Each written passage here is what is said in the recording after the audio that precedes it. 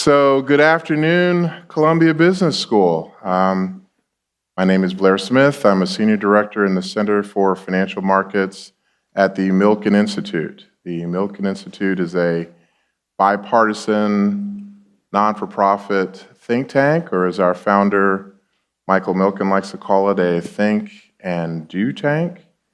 And to my immediate right, we have Jonathan Weiner. Jonathan is the co-founder and co-CEO of Sidewalk Infrastructure Partners. Over 2 decades, Jonathan has led 3 private equity platforms and personally led investments of over $3 billion with a focus on the application of technology to real assets. Previously, Jonathan was head of investments for Alphabet's Urban Innovation platform. And in this role, Jonathan managed dedicated investment funds related to technology, venture capital, real estate, and infrastructure. So, Jonathan, welcome. Thank you. Before we start, I have to tell you, when some of you all do this 20 years from now, it's really going to trip you out. You're going to be sitting here and, students are going to be looking down at you, and you are going to reminisce about your days here and have some very strange flashbacks like I'm having right now. And I'm sure that, like I came out of the class of 2000, the technology will be very different. There were no flat screens that I could remember in Uris Hall. It was those big TVs that had the big backs in them that it took like 5 people to move around, and yeah, but you're going to dig it. You're going to enjoy it. So let's talk, Jonathan, about what you do. What are you currently doing these days with Sidewalk? Just very briefly, what we do at Sidewalk Infrastructure Partners, what we call ourselves SIP for short, is we try and apply technology to critical infrastructure systems to make them more sustainable, more resilient, more inclusive. That's our mission. That's what we do. It typically breaks down into 4 different areas. So mobility is something we're spending a lot of time on these days. Sustainability and energy is obviously a big part of what we do. The circular economy, how we can more efficiently use water and reuse waste, and then digital infrastructure. We're a little bit unique. We are a holding company, which is that we own and operate businesses in these areas. We currently have 5, just really briefly what they are. One is focused on the application of computer vision and robotics to the sorting of plastics to avoid landfills. So we operate autonomous MRFs, so material recycling facilities where there are no people, just robots. We are developing the first CAV laneway in North America. So this is a lane on a road dedicated for smarter vehicles with connected autonomous systems. That's between Detroit and Ann Arbor, about a 42-mile stretch. We operate a large virtual power plant, so 250,000 homes in California that are engaged in sophisticated demand response. So when they have these brownouts or these peak events on the grid, we're able to take load off the grid. We're developing a community wireless system using next-generation small cells for 5G, and we're developing a data center that is using advanced energy management systems and energy storage to use carbon-free energy 24/7. So that's what we're up to. It's a lot of different stuff. It keeps us busy, but we're very excited about our projects. Just a few things that you've Those are things that we're very busy. How did you get to be doing what you're doing? What led you down the path to being where you are now? Complete accident. I wanted to be an academic. I studied philosophy in college, and I expected to be a philosophy professor. That was sort of my goal. And now you're making money. Yeah, my parents didn't understand what I was going to do with that degree, and my college roommate came in. It was the late '90s. He came into my dorm room one day with a bottle of bourbon, and by the next morning, we decided to drop out of college and start a software company. Because that's what one did in the late '90s. That's how it starts. That's how it starts. So it's just a series of accidents from then on. So dropped out of college, decided to start this company, and what happened? Well, we decided to start a company in the late 90s when that was the thing to do. And we had no business raising venture capital. We had no idea what we were doing. We had no viable business. But we did raise venture capital because it was late 90s. Fast forward a couple of years, and we actually had a business. We were cash flow break even. We had a piece of software that people were using, people liked.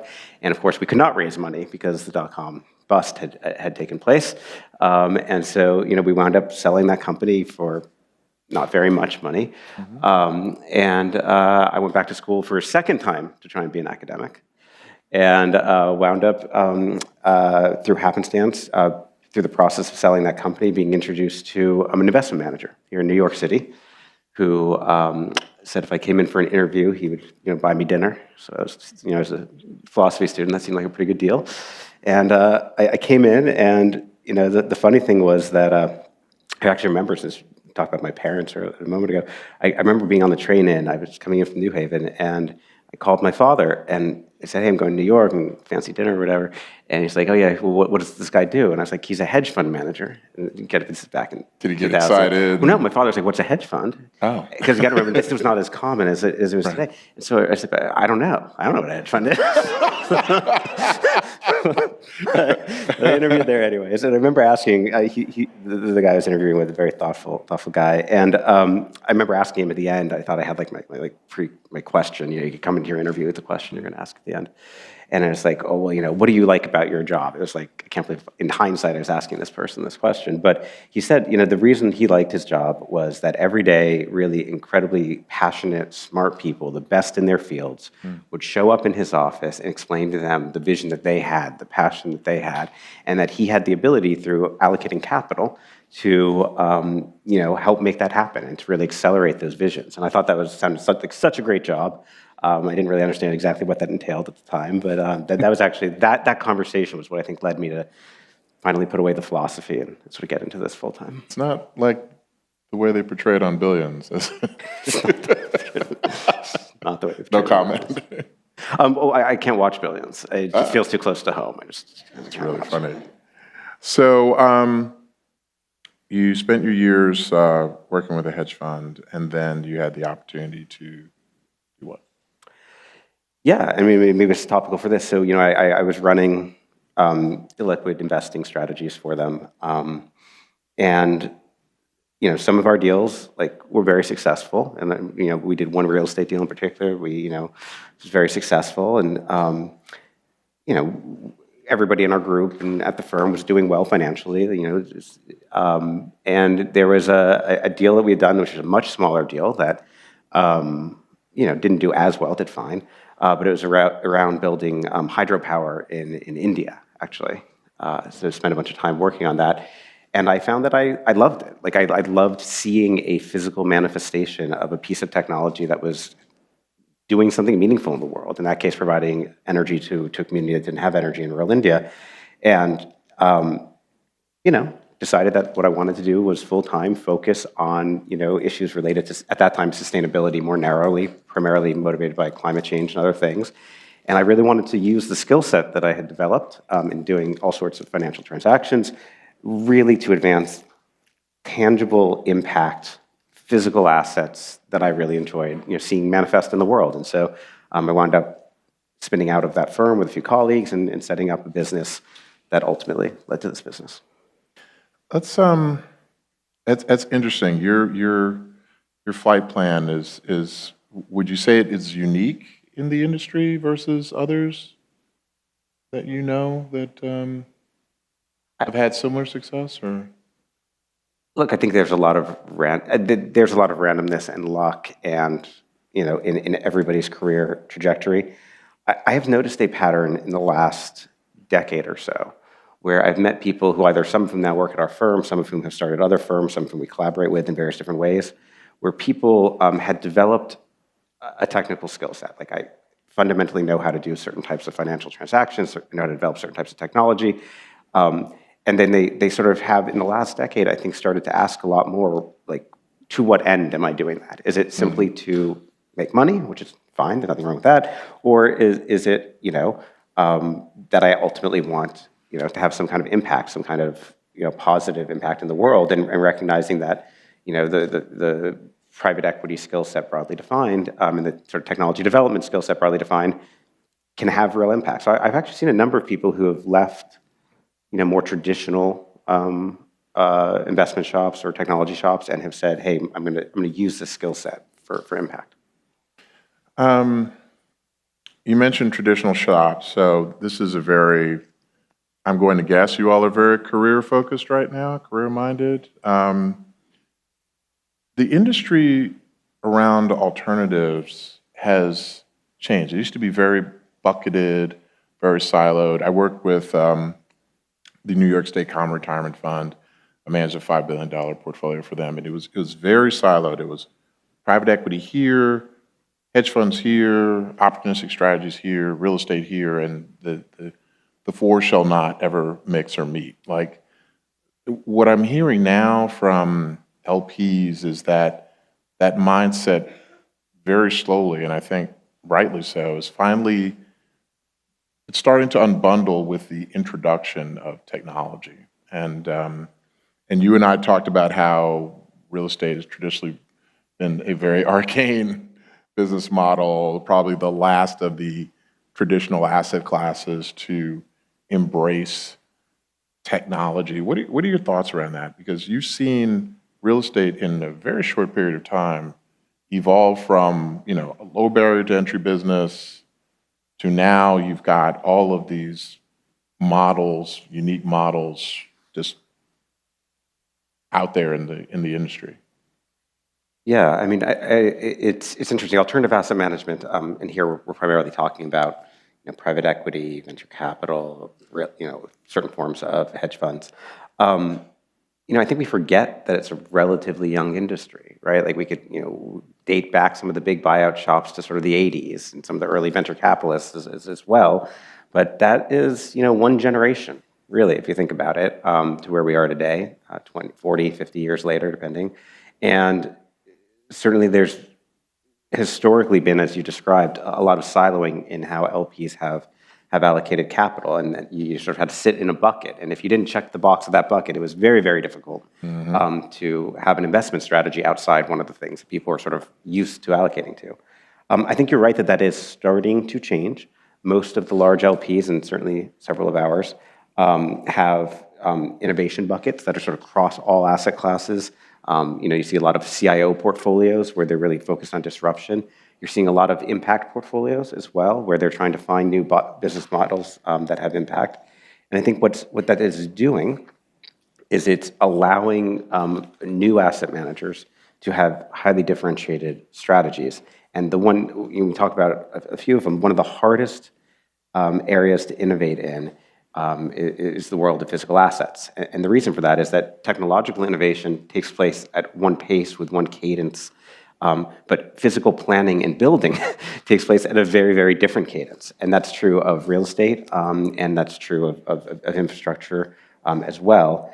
And I think the first generation of how people tried to innovate in these areas in asset management was they would have dedicated venture sleeves. I mean, there were probably a half dozen fairly significant dedicated prop tech venture capital firms.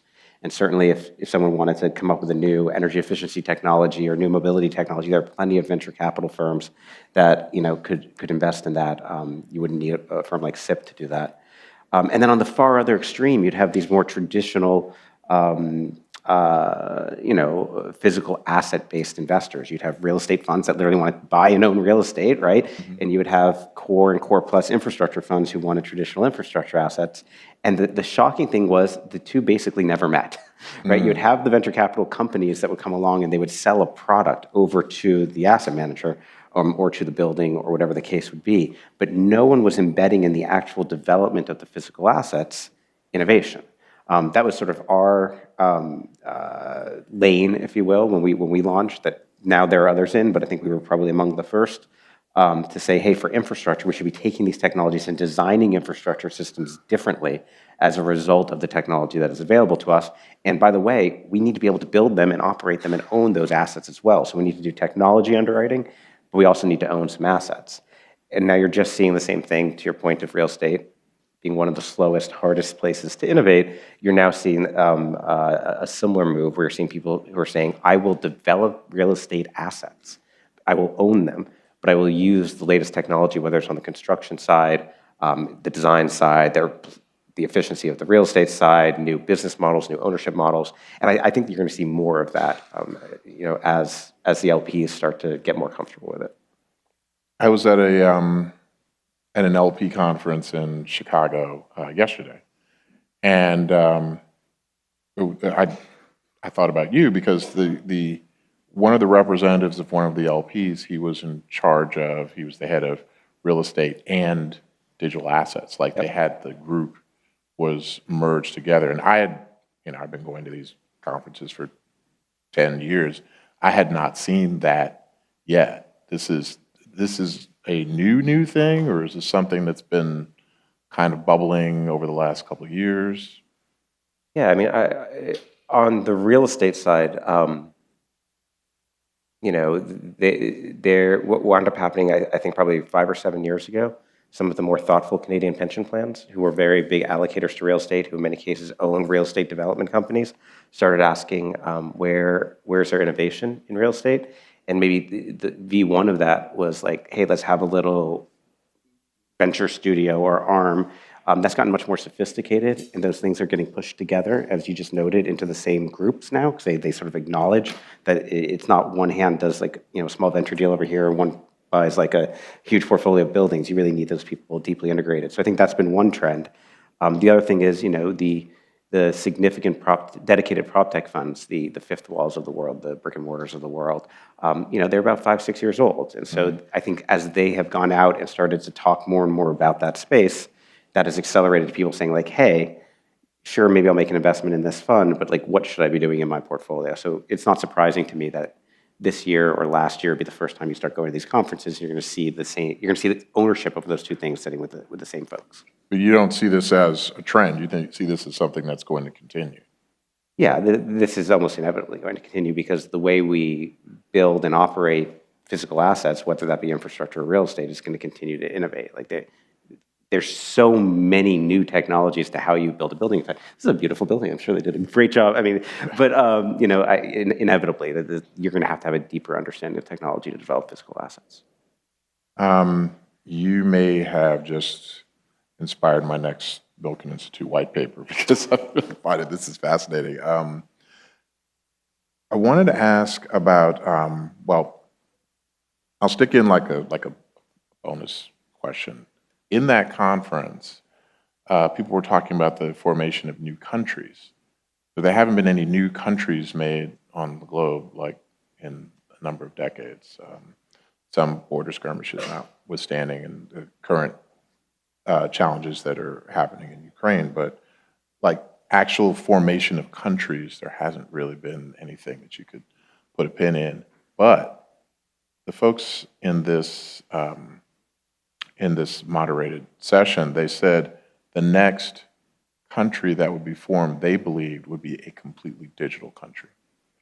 Digital currency, maybe even a metaverse country that people would just log into and exist in. You didn't have to physically leave your living room to be a citizen of this country. Do you see that on the horizon? Is that, like real, or is that Star Trek, or what do you think?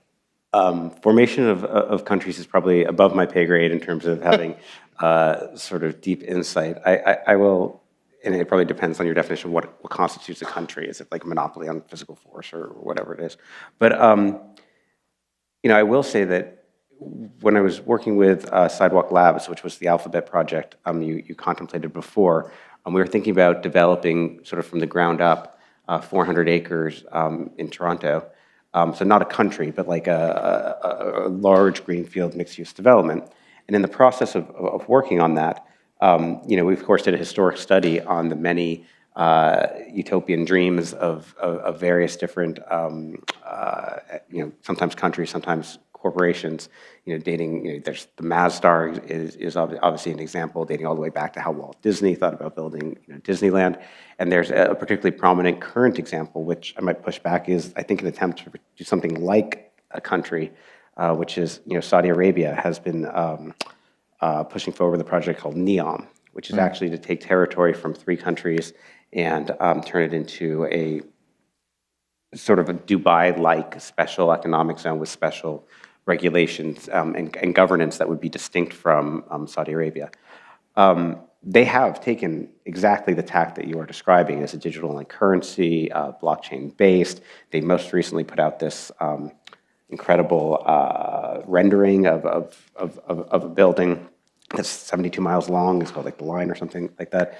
I guess what I'd say about all these projects, they are incredible thought experiments that often lead us to question about, what is possible at any given point in time, and certainly accelerate our thinking in that regard. But if you look at the history of them, very few of them have been realized in the way that people envision. Let's go back to the physical universe for a second. I think it's safe to say in the real estate sector that there may be a huge contraction in commercial real estate. A lot of the bells and whistles folks are predicting that there are going to be a lot of empty office buildings over the next couple of years. How do you see that as impacting what you do in any way, if at all? What we do is primarily on the enabling infrastructure side, so the horizontal infrastructure side. And people need power, people need water, people need mobility. Now, patterns will change and societal needs will change, and we'll have to adapt to that. There probably are some opportunities for adaptive reuse of real estate. And I think those probably are technologically enabled. But a lot of what we try and do is to build technology that we believe is going to be valuable in various different market conditions. And so, while I tend to agree with you, there probably is some sort of contraction on the commercial real estate side. It's not something we spend a lot of time customizing or thinking about as we decide what we're going to invest in. Old folks like me, we always think about the icebergs on the horizon and the black swans, all these other analogies for gloom and doom. You see a lot of it on CNBC. Is there anything that keeps you up at night that you worry about? Lots of things keep me up. Related to the topic today. Related to the topic today. Look, what I professionally spend my time primarily worrying about is delivering and building the things that we set out to build. We intentionally focus on projects and technologies that are impactful and extensible, such that if we get it right and we build the thing and the thing works, we're probably going to do well, both financially and have the impact that we want to have. That's actually what I like most about the way we do what we do. Now, will there be extraneous inputs to whether or not we are successful? For example, like some multiple and comparable on some banker book is going to say something's marked this today versus marked that tomorrow. Yeah, we have to be smart about capital formation. Yeah, we have to be smart about our portfolio construction and how we manage it. But at the end of the day, what we have to do is build the thing we said we're going to build, and if the thing works, we're probably going to do all right.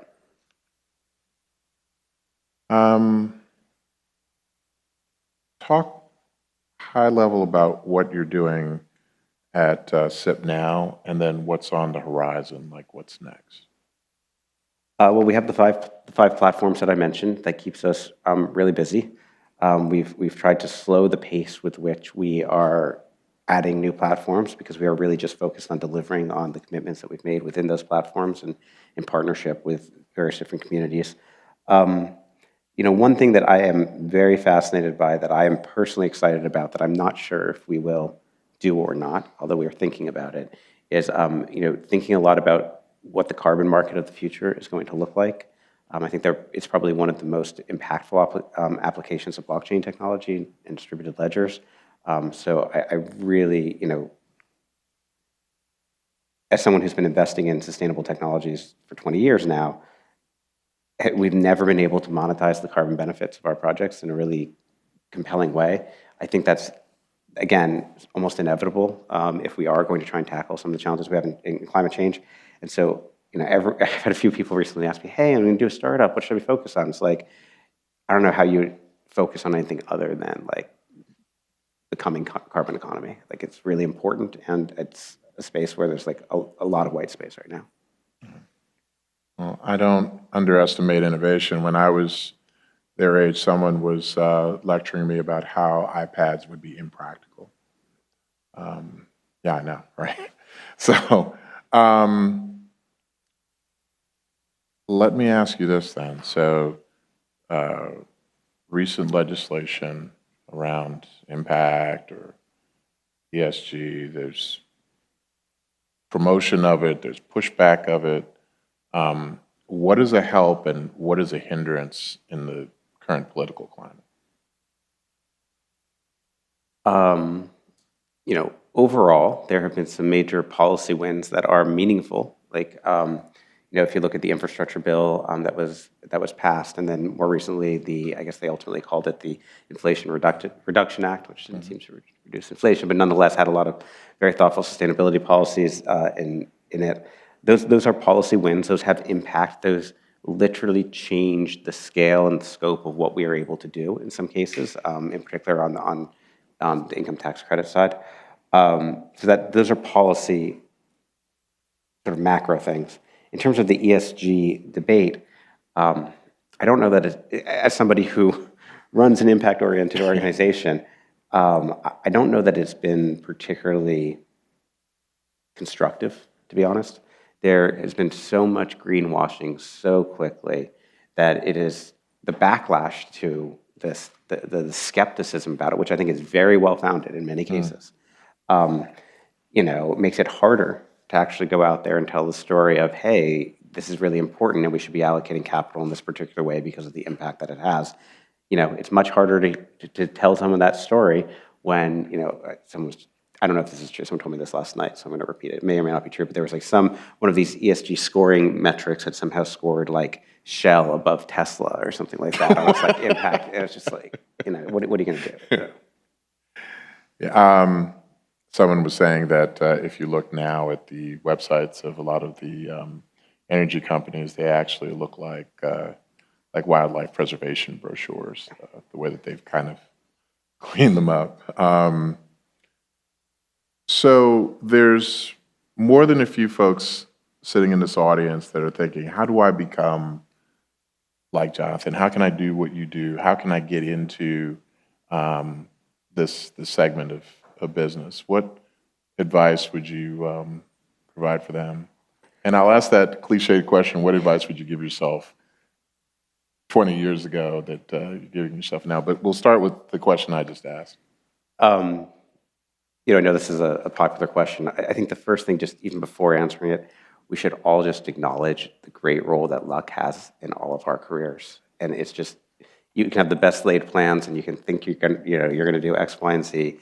And the reality is your outcome, of course you should work hard and be thoughtful and do all those things, but luck plays a very big role in everything. We should just all sort of acknowledge that. I also acknowledge that like advice is cheap. Like I have one pattern recognition based upon like N=1 of my experience, but like the chances of that particularly being extensible to anybody else is relatively limited. But with those caveats aside, I will nonetheless try and answer the question. The field that I am in, or the two fields that I'm sort of at the intersection of, call it private equity, if you will, and technology, innovation, whatever, are fiercely competitive fields, particularly on the private equity side. There's a reason for that. It's a really great job. Like, really encourage you to. It's a really great job. There are a lot of things, and what David said to me years ago about being able to really find passionate, incredible people, spend your time with them, and allocate capital to their mission and their dreams. It's a wonderful, wonderful job. It also provides a very good living, so like that's nice too. And there's a reason why people like that job, and you therefore have to acknowledge going in that you need to be very honest with yourself about what are the areas that you spike in. That is, what are the ways in which you are top 1 percentile? Now, not everyone is going to be top 1 percentile in everything or whatever, but what are the things that if you put you in a room with 100 other people, you are going to stand out for? And then put yourself into positions where that spikiness is valued. right? Everyone's going to spike in different ways, and if you just try and compete in like a generic way, like I'm just going to go up the ladder and do the next thing, maybe you are the 1 percentile spiky generic person, like you're just generically good at everything. That's fine, and there's nothing wrong with that. But it's far more likely that you spike in one particular area, or maybe one or two areas, and putting yourself in a position where that is valued as quickly in your career as possible would be sort of my advice. But again, advice is cheap. Well, not the tuition they're paying. Yeah. See, that was the biggest laugh I got all day.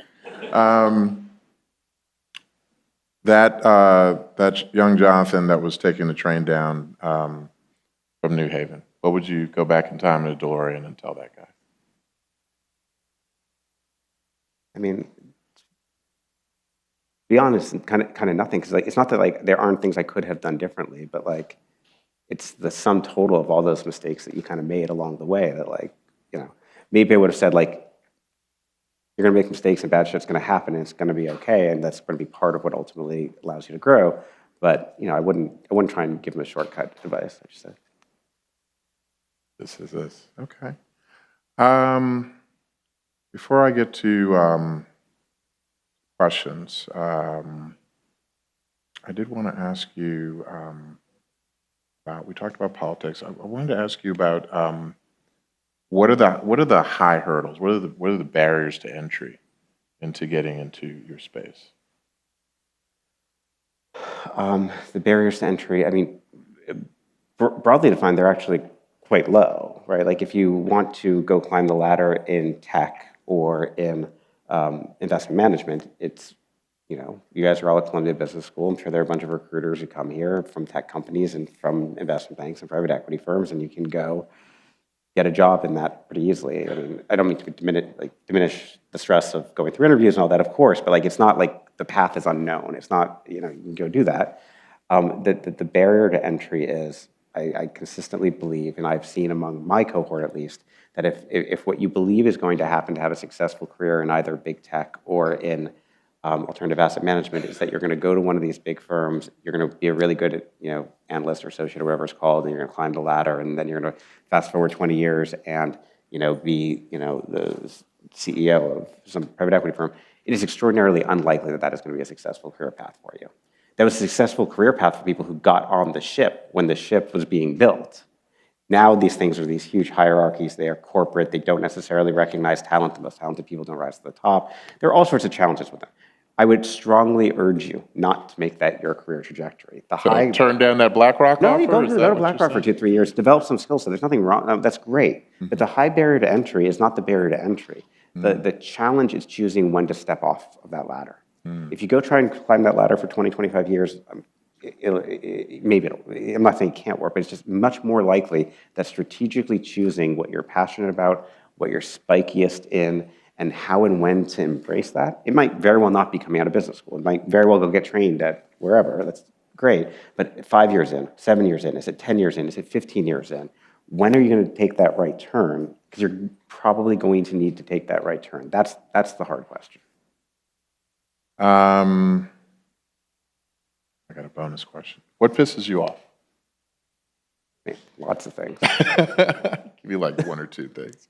Pertaining to the business. Oh, what pisses me off is, I will say there's a very strange thing that is going on right now where there's a big cultural shift between many of our employees who, let's say, have spent 5+ years in finance and or have lived through a downturn before, and our most junior employees. And there's a lot of cultural tension. I've never seen this much cultural tension in a workplace as I've seen, not just at ours, but like among our peer group. And I think it's a very strange moment that there's a generational shift in workplace culture. And there's a lot of tension that comes from it. And to your point about what pisses me off, it's very exhausting, to try and navigate all that. Is there a solution? Is there a resolution to this? Or is this just something that generations go through? Yeah, I think, every generation, reminisces about back when they were, I think it's inevitable, but I had to stop going to Thanksgiving with my dad, but I get it. Yeah, I mean, it's healthy, I think, on a lot of levels, but it's exhausting. Okay. This is a big group, so we wanted to provide an opportunity for questions. I see some hands going up already. Young lady. Thank you. I'm not that young, actually. So, Jonathan, when people think about, seriously, I'm not that young. My daughter is 19 years old. So, when people think about infrastructure projects, they tend to be large scale. Jonathan, can you tell me more about how your company would be mapped into this ecosystem? Thank you. Like how, How because, would your company be mapped into the ecosystem? When we talk about infrastructure, I think of the major private equity funds. They have dedicated funds to invest in infrastructure projects and typically involve in local governments and so to speak. So when you're talking about the platforms, I'm trying to imagine how that works. Thank you. yeah, so institutional infrastructure, so as an asset class, again, relatively young, even younger than some of the buyout firms I was talking about before, generally has started out, you'll talk about core infrastructure, which is a little bit of what you're talking about. They were saying core plus, which was people's way of saying things that kind of have the same return profile as that other thing, but are different and are less essential or less traditional. Then there was sort of value added, which is jargon for even less traditional. What we've tried to do is actually say that that's the wrong way to sort of think about the classification of infrastructure overall. We think about all of that as just traditional infrastructure financing. I think about over here, all the traditional venture capital financing that goes into new mobility technologies, new energy efficiency technologies. And then I think about the missing middle, which would be akin to growth equity for sustainable infrastructure. That doesn't exist as an asset class, just to be clear. That's something I made up, and most people would look at you strange if you said that to them. But it actually turns out that since we positioned ourselves in that bucket and have been reasonably successful, there are now 4 or 5 other firms that have positioned themselves in that bucket. So my hope is 5 or 6 years from now, I'll be able to say, oh yeah, we're just in that growth equity for infrastructure, but it doesn't really exist today. Before I get back to questions, there was another question I wanted to ask you. As I was looking out at the audience, I remembered that I was a proud member of Columbia's BBSA when I was a student here. One of the challenges that I'm working on at the Milken Institute is that although the U.S.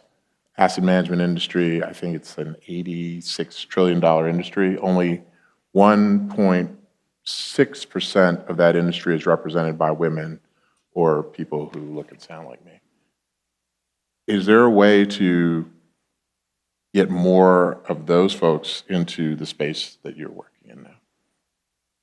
Yeah, so this is a really important question. It's something we think a lot about. It's something we monitor at our firm. Over 50% of our staff come from underrepresented backgrounds in finance and technology, and that's something that we have created. And we're actually very lucky. Alphabet, who's one of our significant shareholders, is very thoughtful and has shared a lot of best practices around how to broaden your reach in your recruiting to make sure that you're able to maintain those types of levels of inclusion.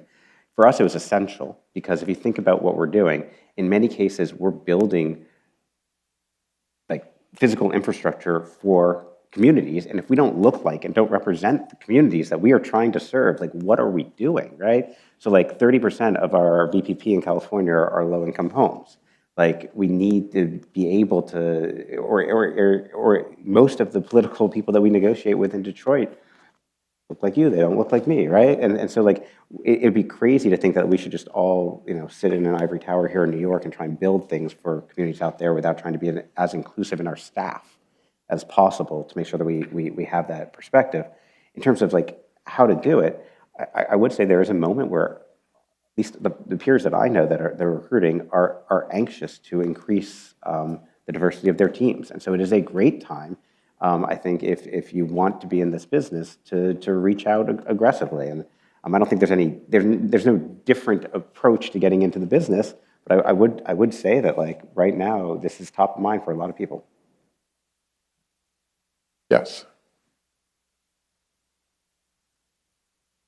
Hi, thank you. My name is Daniel. I'm from the Columbia Climate School. So we talk a lot about like when we think about getting to net zero and actual zero emissions, I mean, there's so many different areas we have to decarbonize. It's a bit overwhelming. And so, we talk about a lot about electrified mobility. We talk about electrified buildings, that kind of thing. I'm just curious, being in the space you're in, are there technology areas that you see that maybe aren't commercialized yet, but could be in the next 5 to 10 years? What are the top 2 or 3 technology areas that could really move decarbonization forward? Thank you. So there are 2 answers that I sometimes give to various forms of this question. One is that this is really a systems problem, and there isn't one magic bullet technology. And the problem is there are a lot of technologies even that exist, or alternative forms of generation, or various things that we could talk about. But unless you have the right policies in place, right, that create the environment where those technologies can be deployed economically, we got to really rethink rate base. Rate base is a bizarre concept for a number of reasons, but yet it's how our entire energy system works. So unless we're going to tackle that, but then you also have a physical system, which is actually how the distribution grid of this country is set up. And unless you're able to make some pretty dramatic changes, both from a structural point of view and also a physical point of view, there are going to be limitations to what you can do. So we can have a whole conversation that says there is no one magic bullet to this, which is true, right? I have a particularly unpopular view, I will share it now, that we should be really seriously thinking about advanced nuclear. It baffles me as to why it is such a controversial statement to say that there are incredible advances in nuclear technologies. There are at least 10 different advanced nuclear projects going on in this country right now that scale down to, I think, new scales at 77 megawatts. You could radically create 24/7 carbon-free energy through nuclear. And then, there are 2 major concerns that people talk about. One, of course, is waste, and that is an important conversation, and there are some interesting things that can be done there to make that, a less of a challenge. And safety. I was talking to a nuclear developer the other day. He came out of the Navy. We were sitting in our office, which is in Brooklyn, and he said, "How many nuclear reactors do you think are operating right now, within 20 miles of where we're sitting?" He's like, "Probably a dozen. They're probably operated with 18 to 24-year-olds underwater.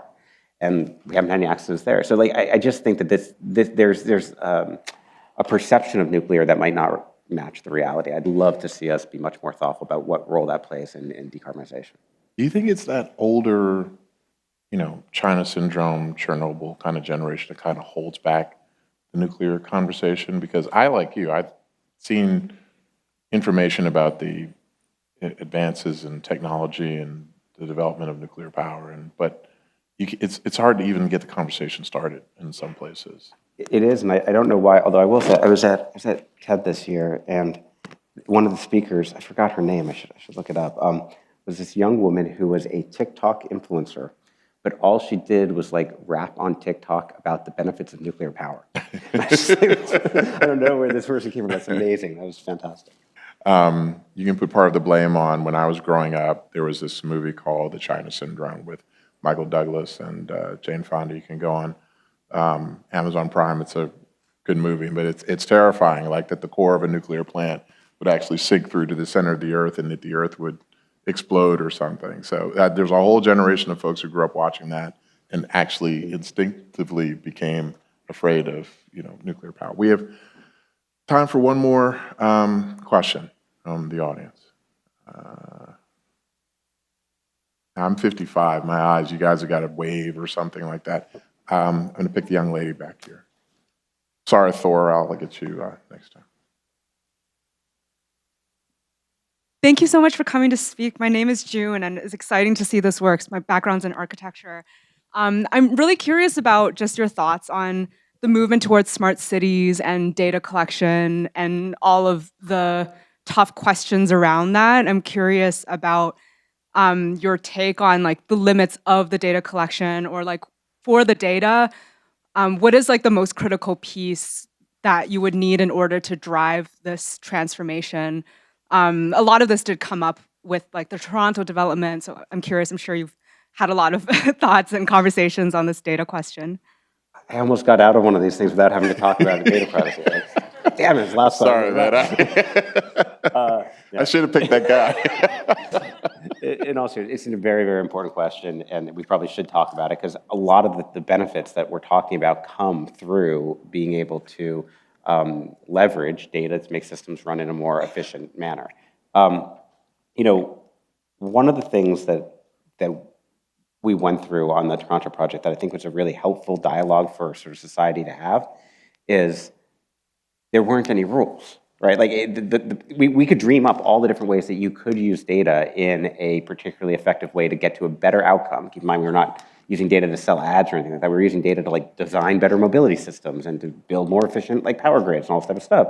But there weren't really, at least not rigorous enough standards and rules where we could say like, yes, somebody has set out, here's what we should be able to collect, here's what we shouldn't be able to collect, this is how we should anonymize, this is where the data should reside. All those types of rules, they didn't exist. And I think one of the things that the Toronto project did is it forced a discussion, a rigorous discussion about what that should be, and it's actually led to some policies in Canada such that if somebody went to go do that project today, there are rules of the road, effectively, that you could follow, and the government has set out, this is appropriate use of data, and this is how you should do it.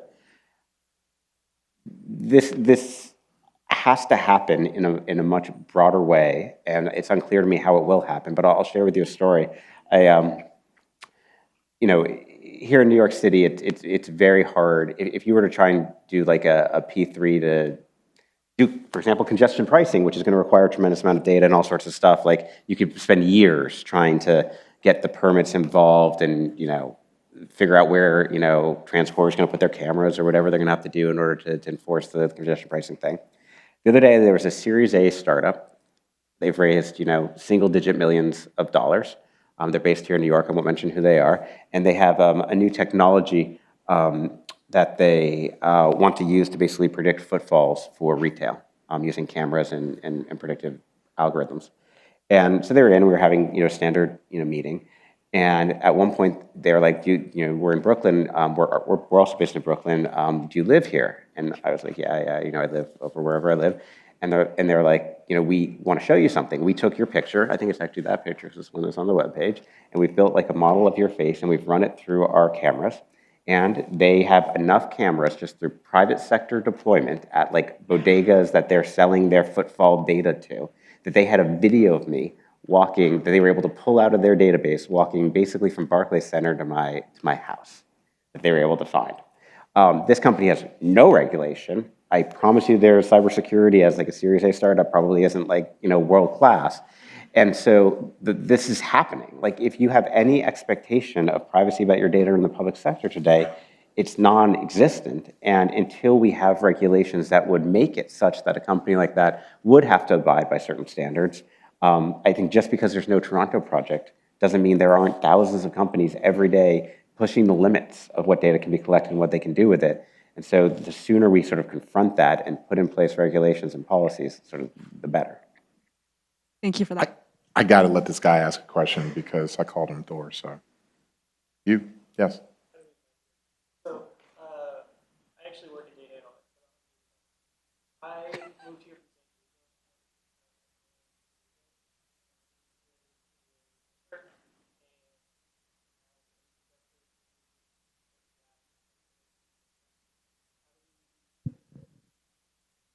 How do we progress? How do we progress in terms of trying to use technology to modernize the city, but we can't rebuild the whole city, right? You've got 100-year-old buildings here. We're not going to replace every building with new infrastructure. So how do we figure out how to do that without having to electrify everything? Not a question I can answer in 1 minute because it's a very difficult, broad subject. I would say there are lots of things that are on the cusp of being impactful, but I think one of the things that we should think seriously about is this point I made earlier about this being a systems problem, not just a technology innovation problem. So take a easy layup of a win, which would be to put large-scale energy storage in many commercial buildings to load shift, to avoid duck curve type problems so you could have a greater penetration of renewable energy on the grid. To be highly economic, the batteries can pay for themselves because time of use charges are sufficient that if you squint a little bit and you got creative with some tax policy, you could probably make this work. And then, what has to happen for that simple thing to happen?